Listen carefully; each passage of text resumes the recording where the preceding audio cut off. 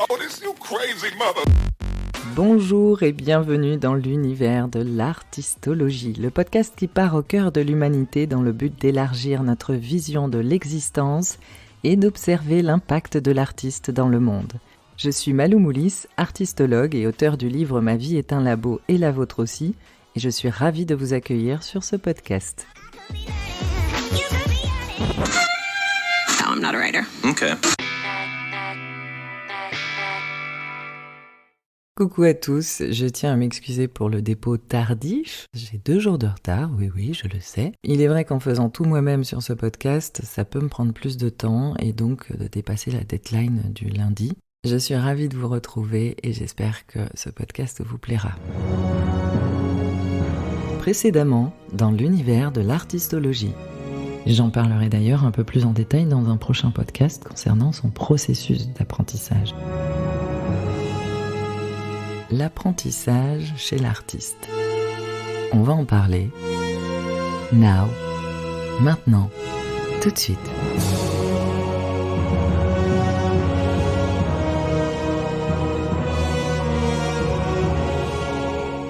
C'est vrai qu'il est très rare qu'on nous apprenne à apprendre et il est encore plus rare qu'on nous pousse à développer un esprit critique ou tout simplement à sortir des schémas de reproduction, ce qui nous permettrait d'entamer notre propre chemin, de vraiment grandir, quoi.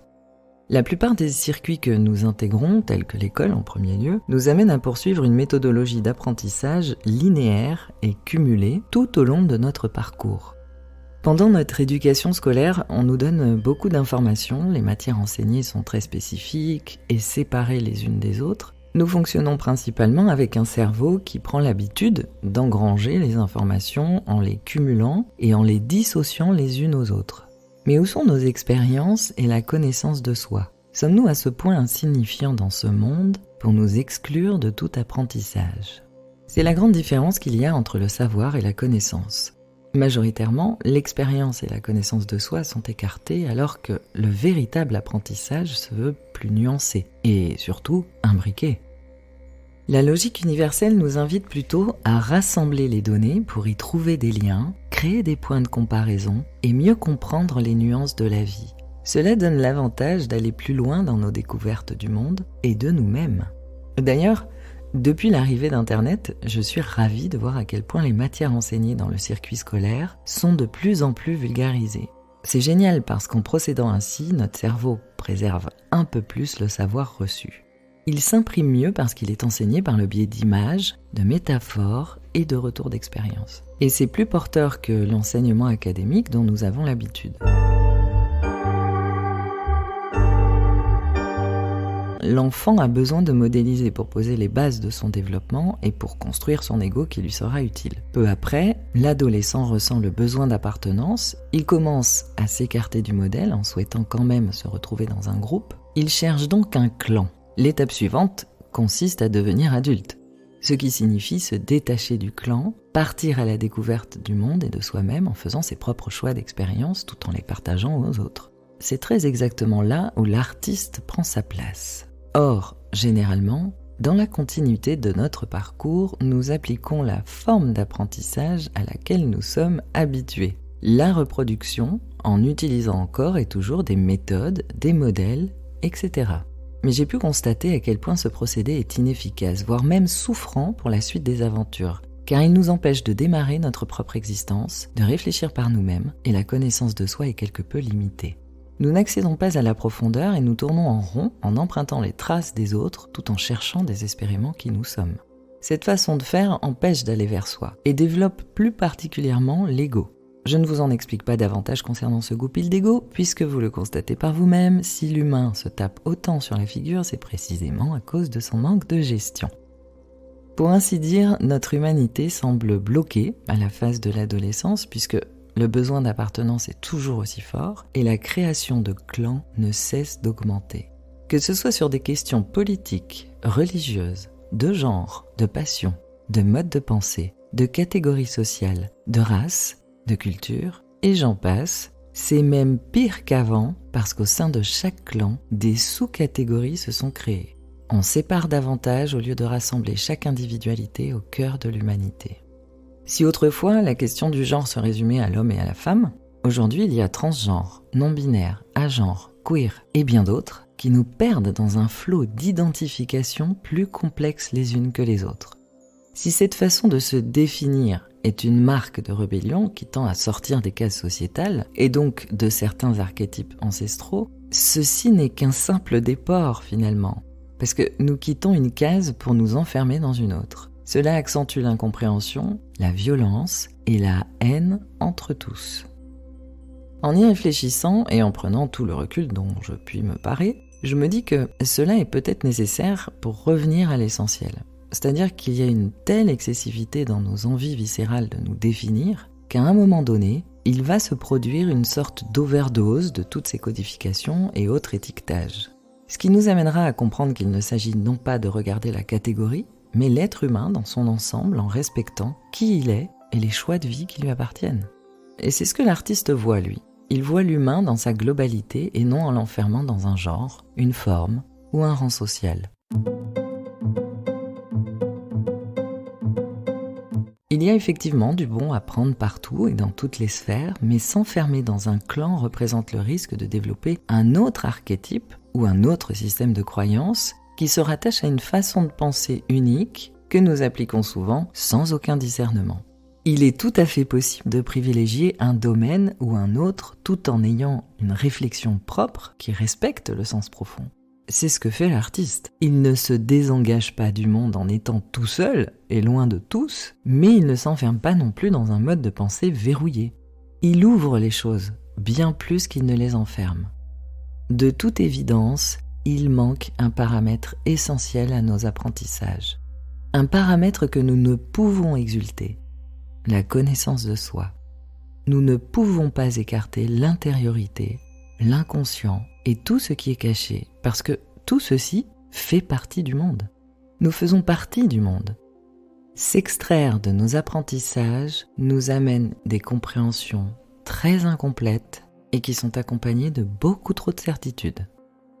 Il faut donc ratisser large en s'incluant dans ce que nous vivons du monde. Et c'est regrettable de constater qu'au fil de ma vie, j'ai rencontré plus d'encyclopédies vivantes que d'êtres humains. On peut le vérifier de façon flagrante en regardant le nombre de citations placardées partout sur les réseaux. On ne cesse de recracher ou de reproduire en s'écartant de notre propre existence. On ne prend pas trop de risques, on ne se mouille pas, on s'appuie sur la vie des autres. Et la vie dans les deux sens. La vie, l'opinion, et la vie, l'existence. Que ce soit de notre famille, des auteurs, pour exprimer tous nos points de vue, voire même pour exister. On peut partager la vision des autres, mais de là à ne faire que ça, c'est intriguant. On s'appuie sur l'existence des autres, de notre famille, ou des auteurs, pour exprimer nos points de vue, voire même pour exister. Il nous est difficile de s'impliquer directement parce que nous ne savons finalement pas qui nous sommes.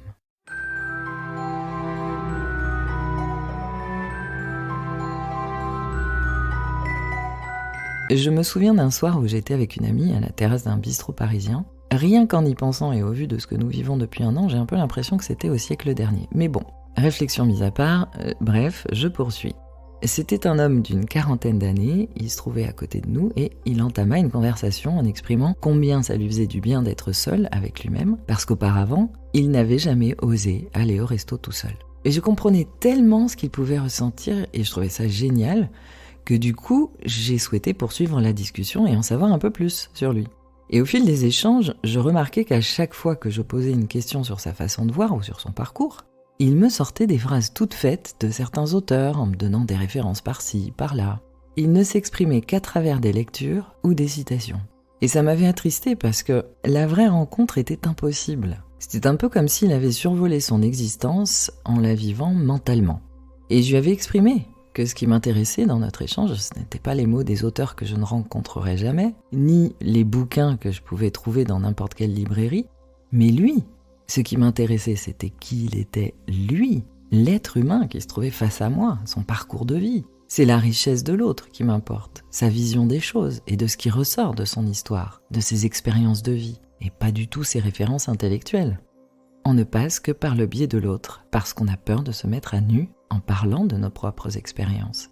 Et ce monsieur est loin d'être le seul à procéder ainsi, parce que passer par l'autre pour se découvrir ou exister est très courant.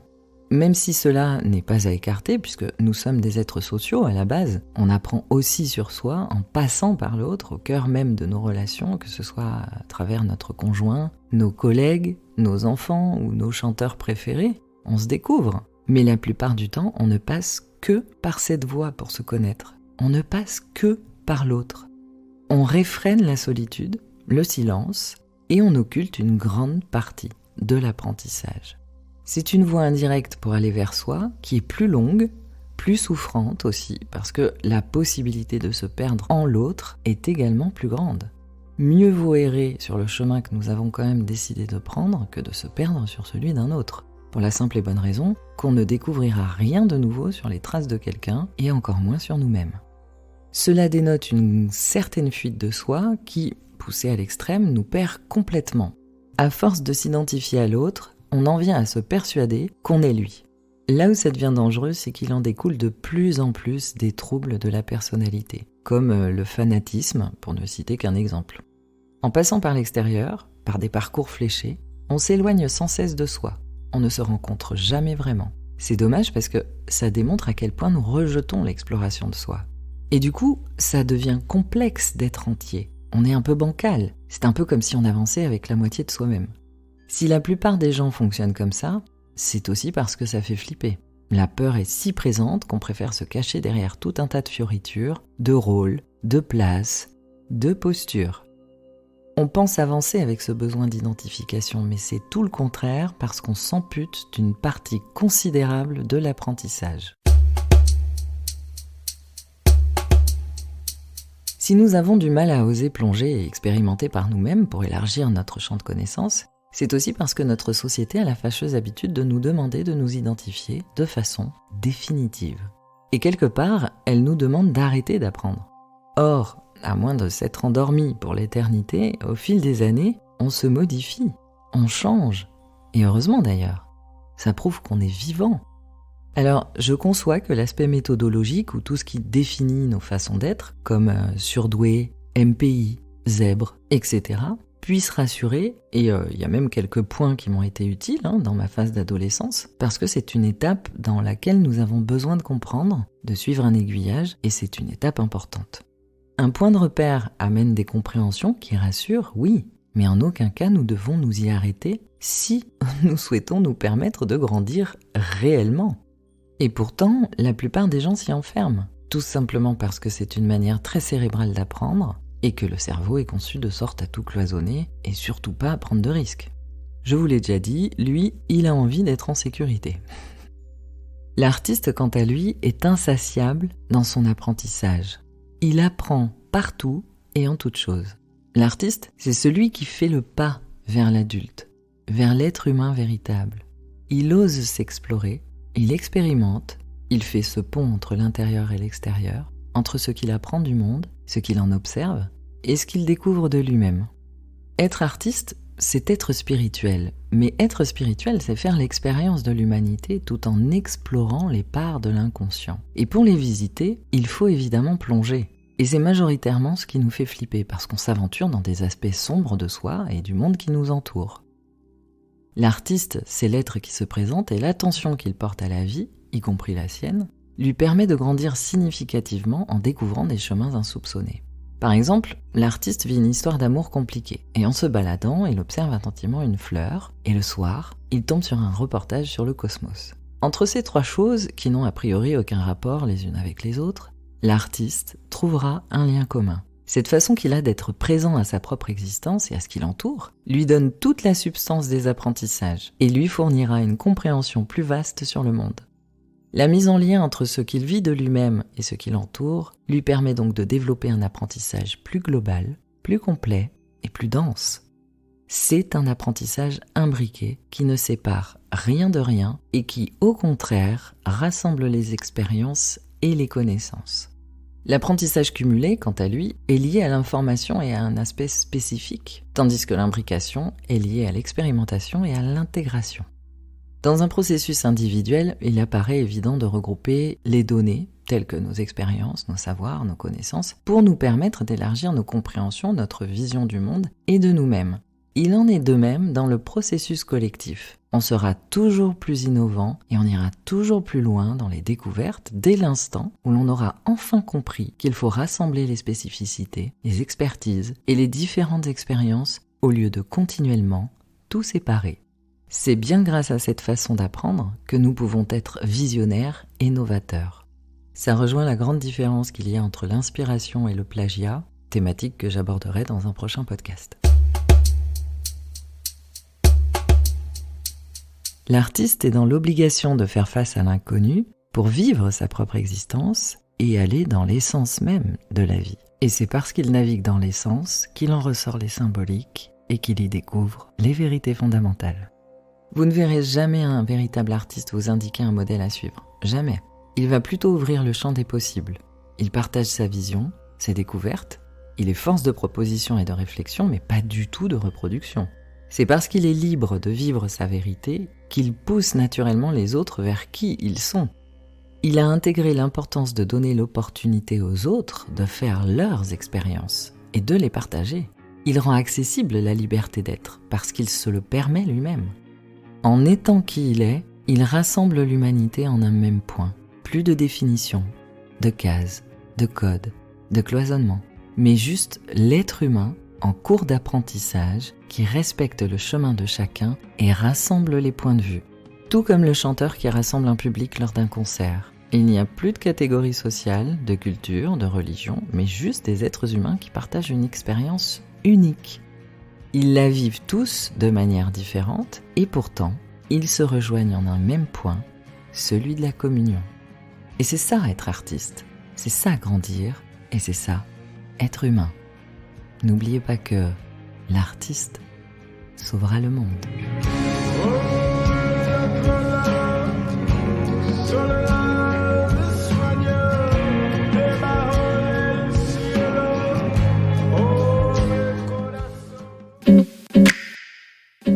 Sur ces derniers mots, je vous dis à la semaine prochaine. Pour ne rien manquer des épisodes suivants, abonnez-vous à la plateforme de votre choix. Vous pouvez également laisser un avis et partager ce podcast. Et si vous souhaitez soutenir cette chaîne, vous pouvez également faire un don. Pour accéder aux masterclass ou tout simplement me contacter, vous trouverez les liens dans le descriptif sous ce podcast. Tous les services que je propose sont référencés sur mon site, lecomptoirdelartistologie.com. Quant à mon livre, il est accessible chez votre libraire préféré ou sur Amazon. Si vous préférez partir dans cette aventure immersive avec vos oreilles, sachez que l'audiobook est disponible. Je l'ai confectionné avec ma voix et tout mon amour. En attendant le prochain épisode, prenez soin de vous. Je vous souhaite une agréable semaine et je vous embrasse. Yeah.